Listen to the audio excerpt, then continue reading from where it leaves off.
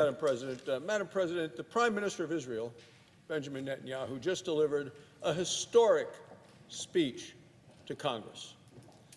This is the fourth time the Prime Minister has spoken to the United States Congress, more than the late Prime Minister of the United Kingdom, Winston Churchill. Like Prime Minister Churchill, Prime Minister Netanyahu spoke of a battle between freedom and evil. He shared with us welcome news, and that news is that freedom is winning.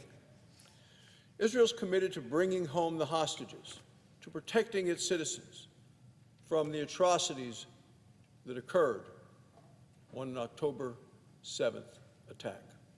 Meanwhile, the Hamas terrorist network is under more pressure than ever. Half of its senior leadership is dead. Its military chief has likely been eliminated. Remember, Hamas is a terrorist group. It governs through fear and through violence.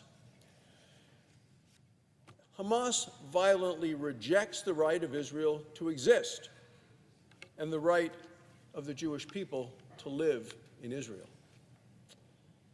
Hamas hides behind civilians. It uses them as human shields. Hamas stores its weapons, its military weapons designed to kill, in hospitals, in schools, and in homes.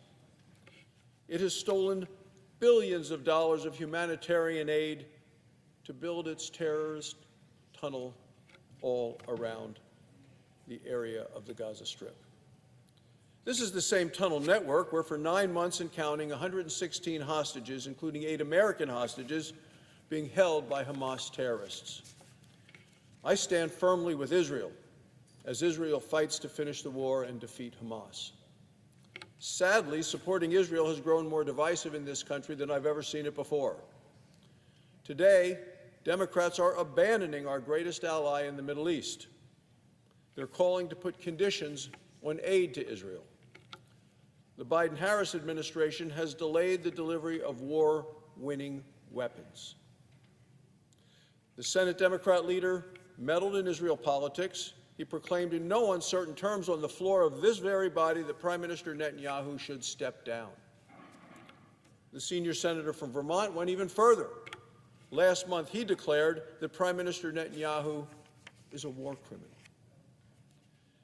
Madam President, that accusation is disturbing, it's damaging, and is dishonest. If it weren't bad enough, Vice President Harris skipped the Prime Minister's speech entirely. The Vice President typically presides over joint sessions of Congress. With her snub to Israel, Vice President Harris is leading the Democrats' Bibi boycott. Catering to the pro-Hamas wing of the Democrat Party is not serious leadership, not at all. The Vice President now wants to be Commander-in-Chief of the United States of America, yet she refuses to put politics aside and work with our indispensable ally. Her actions send a defeatist message to our enemies and a defeatist message to our allies alike. Madam President, this is a time when it is so critical for us to restore confidence in America. Here's what we need to do and how to do it. You do it through peace through strength, with strong, steady, and serious support for Israel and for Israel's right to exist. What is the approach of President Biden today? What is the approach of Vice President Harris? And what is the approach of the Senate Democrats, members of this body? Is it continued to appease our adversaries and at the same time abandon our friends?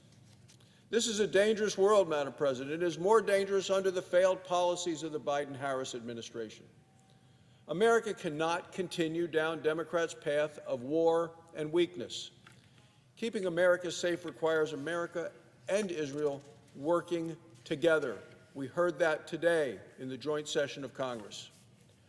Republicans believe in Israel's mission to defeat Hamas. We understand fully what is at stake, and our support is firm. Madam President, we must unite and bring back peace through strength. Now more than ever, the American people need to stand with Israel and I'm one of those people that will continue to stand with Israel. Thank you, Madam President, and I yield the floor. Senator from Nebraska. I asked